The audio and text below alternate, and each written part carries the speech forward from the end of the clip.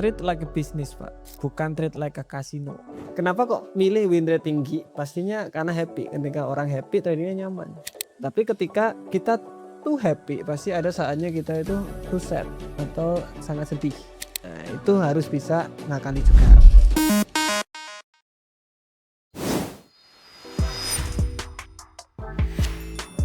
Halo? Halo. Halo, dengan siapa nih? Halo. Halo Mas, dengan Raihan ini Mas. Raihan di Depok Mas. Oh di Depok ya, di Depok. Kerja sehari-hari Pak Raihan? Sebagai retail Mas. Retail ya? Iya. Oke, udah trading berapa lama Pak Raihan? Kalau trading ini baru sekitar 3 mingguan semenjak IHSG muncul. Oke. Udah 3 mingguan gara-gara IHSG lagi itu ya? Iya betul Mas. Oke. Kalau lagi hancur banget dan ya. Lumayan, bukan hancur banget, lumayan. Iya. Oke, hasilnya 3 minggu belajar trading ini future gimana? Di 2 hari pertama saya profit 3 juta Mas di modal 100 USD. Oke, too much. Oke, terus? Iya, biasa Mas MC. Oh ya. Oke, terus. Iya, terus sebenarnya saya mau nanya soal psikologi aja sih Mas semenjak MC itu. Jadi saya analisa saya jadi sering apa ya? Bukan salah sih, bener. Tapi sayanya takut buat entry Mas. Oke. Takut buat entry. Iya. Kenapa Pak? Kok takut? Iya, jadi kalau di saham kan kita masih bisa nyangkut ya. Maksudnya floating loss juga kan duit kita nggak hilang ya. Benar. Cuman kalau di forex kan kita bener-bener habis ya uangnya. Jadi agak gimana gitu. Jadi masih belum terbiasa aja sih Mas. Oh, jangan dibiasain Pak. Jangan dibiasain. Iya. Jangan dibiasain, bahaya itu. Oke. Kalau dari saham ke futures atau CFD, saya strongly saranin, apalagi cuma modal di $100 ya, itu di akun Sen tetap lotnya paling kecil 0,01. Aim untuk setiap bulan itu 5-10% saja dulu. Nah contoh nih, saya 2 hari ini untung di 20% Pak, kebesaran. Turunin lagi. Kalau nggak gitu MC cepet itu nanti. Nah aku lihat tadi kan ini naik 200% selama 2 hari, ya bagus. Kalau orang bilang bagus, tapi MC cepet itu. MC Mas. Pasti. Iya. Pasti. Nah itu sih, kalau bener takut buat entry, mungkin coba itu tadi Pak. Itu bakalan ngaruh banget ke psikologi soalnya. Jadi contoh $100 taruh akun Sen, kalau $100 jadi berapa? 10.000 ya? 10.000 sen, kemudian lotnya 0,01. Wis cobaan, enak gitu Pak. Wis hampir sama kayak di saham. Nanti mungkin bakalan suka di future daripada di saham. Biasanya orang-orang kayak gitu. Oh iya, soalnya saya emang di saham juga scalping kan. Jadi ngelihat di forex kemarin scalping yang di awal-awal, wah asik juga, saya bilang ternyata emang lebih asik scalping di forex. Oh iya dong. Cuma ya gitu Mas. Jauh banget itu Pak. Jauh Pak. Iya. Kalau buat tektokan scalping cepet gitu, gak ada yang ngalahin forex sama XAU sih menurutku. Karena saham dia jam 9 sampai kan ada jam-jamnya juga, ada sesi 1. Iya. 24 jam deh. Kalau di 24 jam. Keren. Iya. Nah, terus kita juga bisa. Iya, cuman kalau ini Mas, saya pakai 2 cara, momentum candle sama support resisten. Itu di hari pertama works, cuman yang kedua balik lagi saya udah entry, dia malah balik arah Mas. Jadi itu kayak mainin psikologi saya kan. Jadi saya sell, dia naik, saya nge-buy, dia turun. Jadi gitu terus Mas. Sama Pak, udahlah. Sama kalau kayak gitu tuh sama. Jadi Bapak harus ngelihat itu gini, lihat based on data sekarang.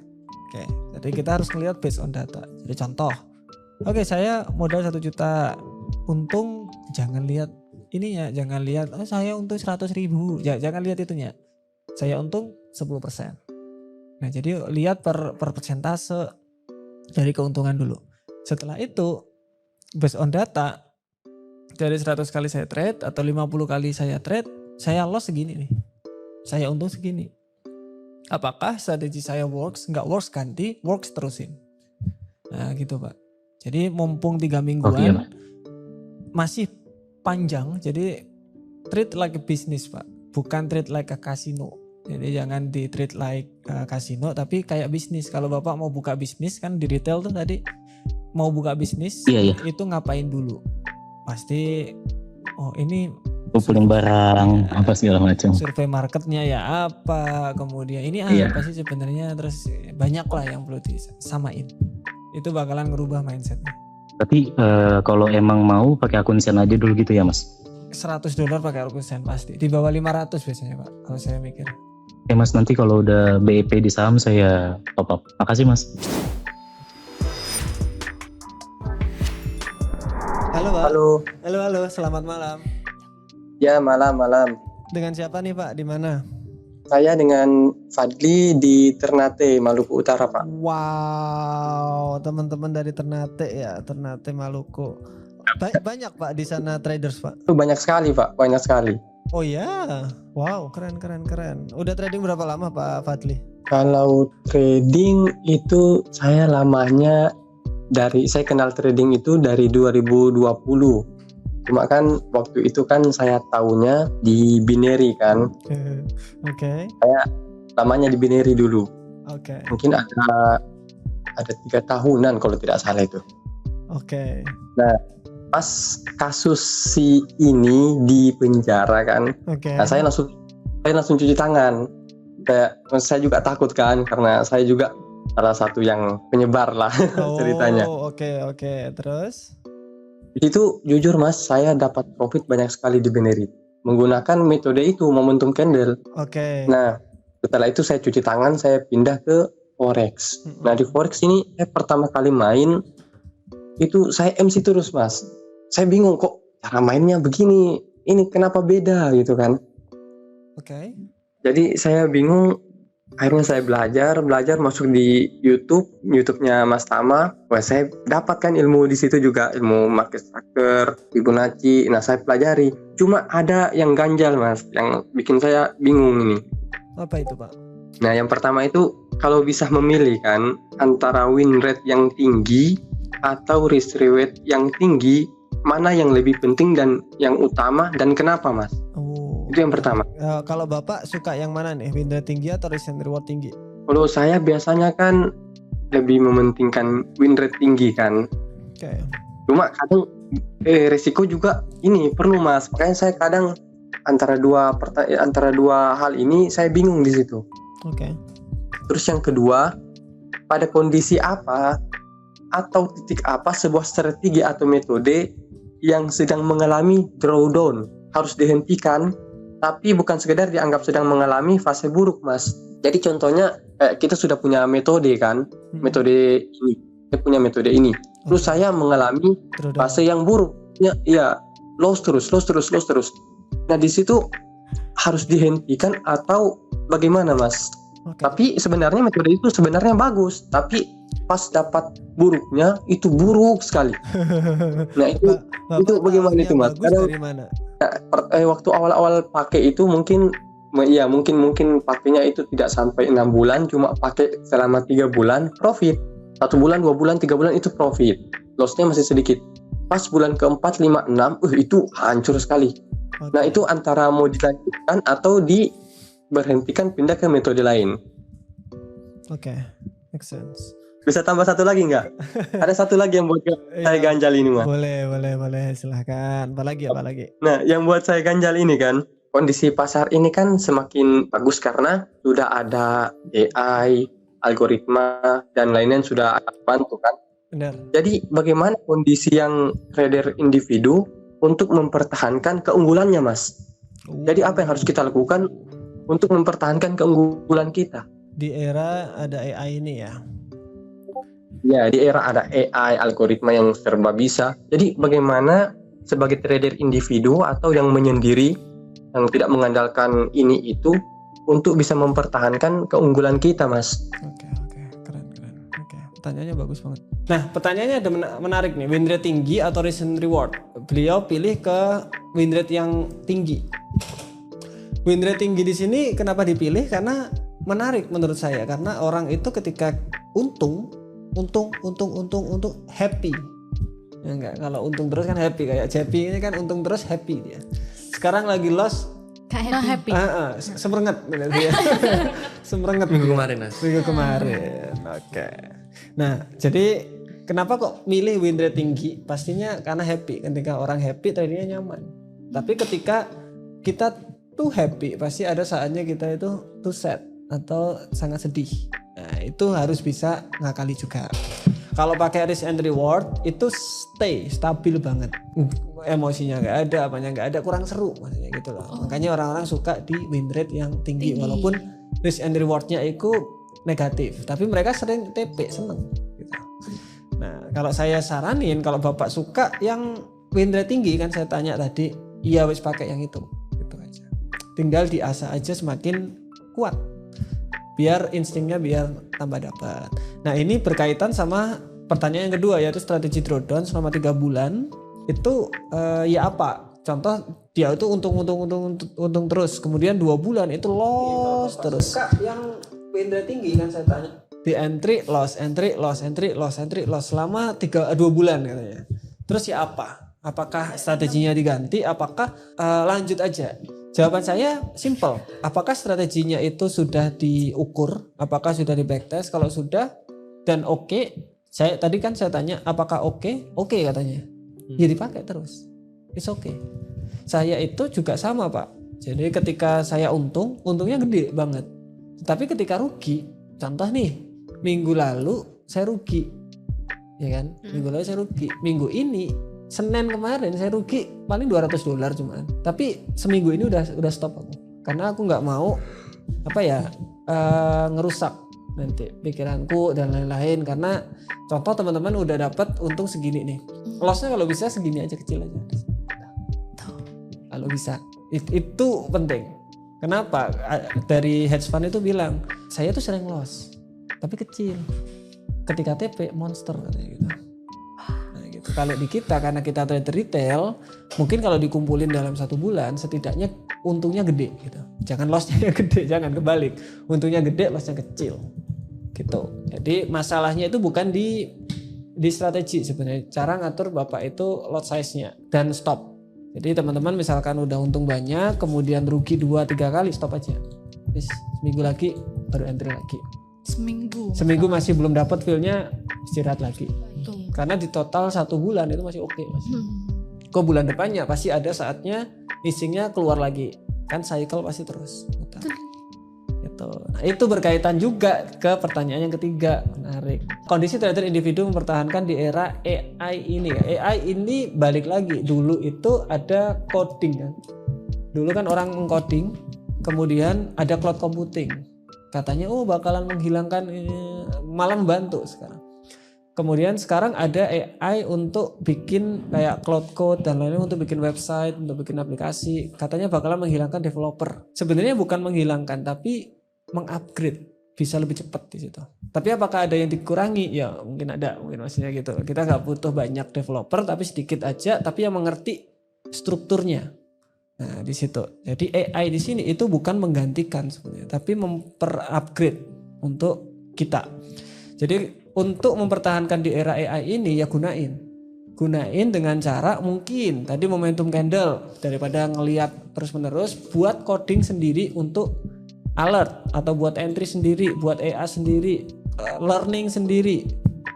Gimana? Jadi contoh, ada momentum candle, saya harus ngapain, daripada saya backtest manual, masukin ke AI, konekin ke TradingView AI-nya, backtestin momentum candle dengan syarat go. Itu juga bisa.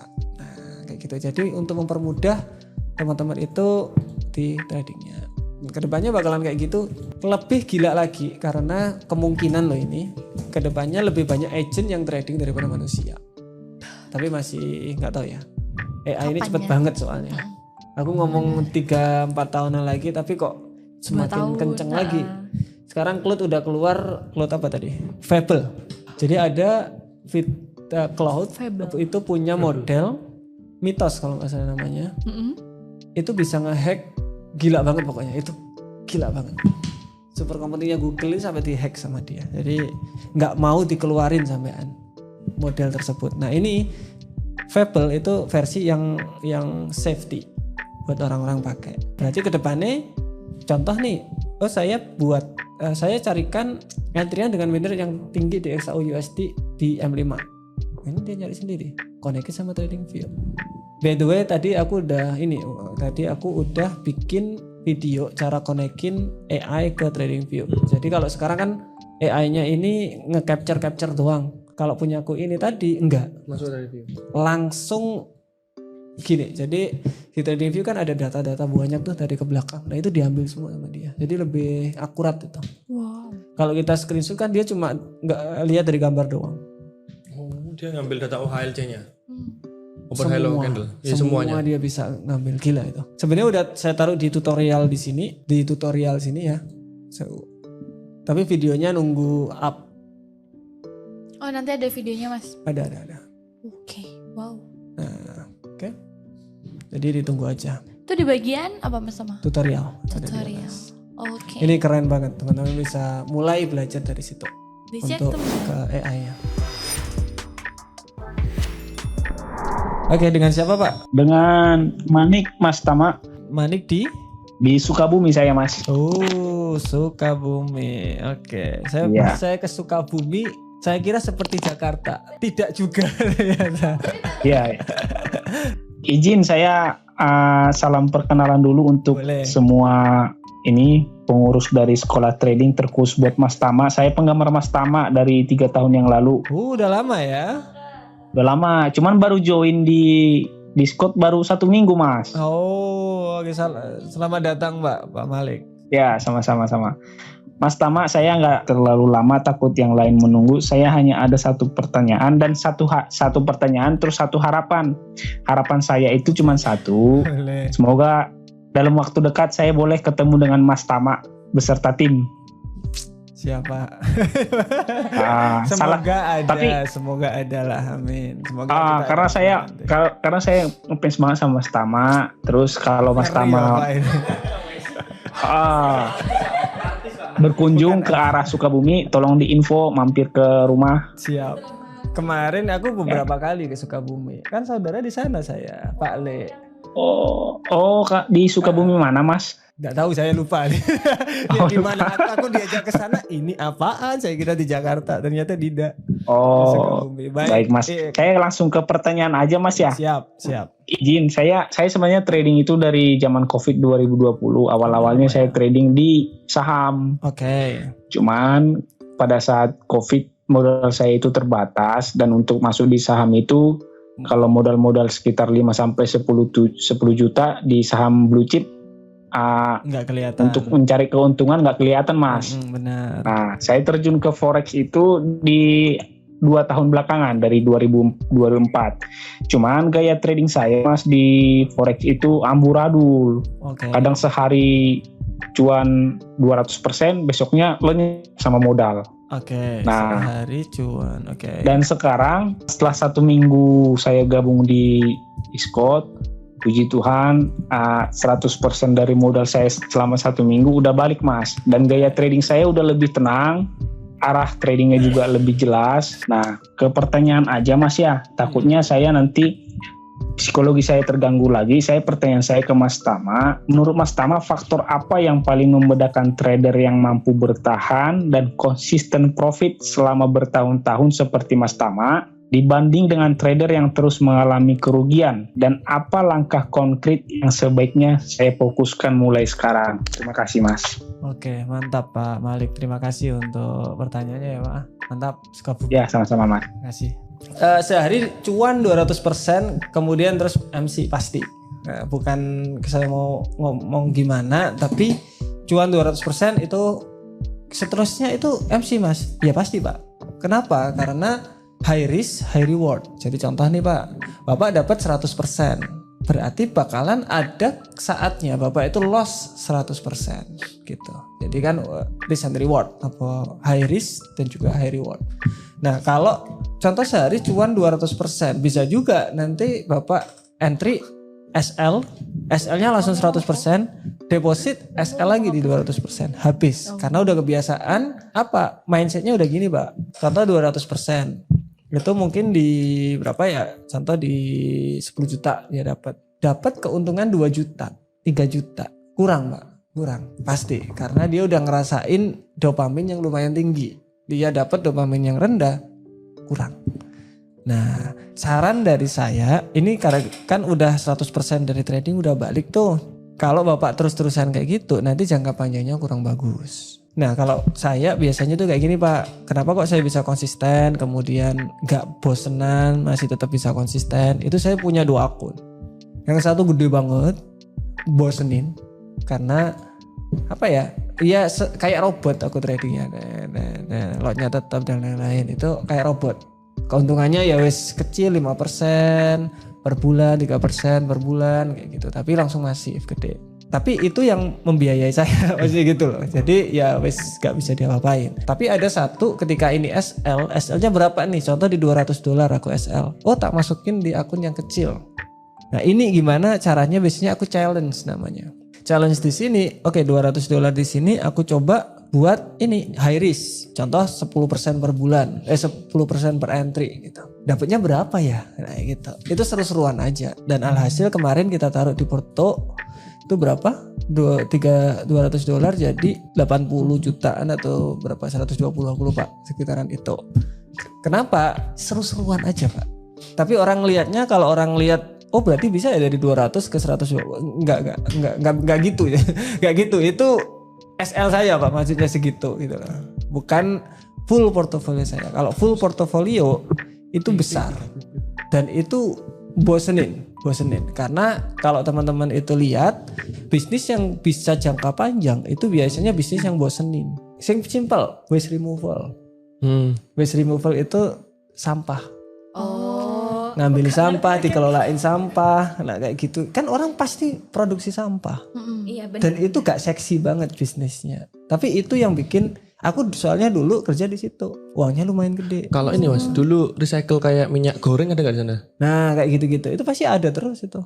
Gak seksi. Enggak seksi tapi Ada terus. Ada terus. Iya. Tapi bosenin. Tapi balik lagi, bosenin. tadi. Tapi bosenin. Kayak kita bikin kafe, pilates. Keren. Tapi nggak tahu sampai kapan kan gitu kan. Nah kalau Bapak pengen benar-benar jangka panjang kayak saya, mungkin itu tadi cari cara yang benar-benar bisa konsisten jangka panjang. Konsistennya ya konsisten caranya, money managementnya, resikonya kecilin. Kalau di forex biasanya 5-10% per bulan. Nah kalau nanti pengen main-main kecil-kecil, pengen kayak oh aku kok pengen lagi ya untuk di 200%, ya berarti pakai akun challenge saja. Itu bisa jangka panjang loh kayak gitu. Karena tradingannya masih tetap jalan yang besar, yang satu mainan aja. Halo Mas. Halo, selamat malam. Dengan siapa nih Pak?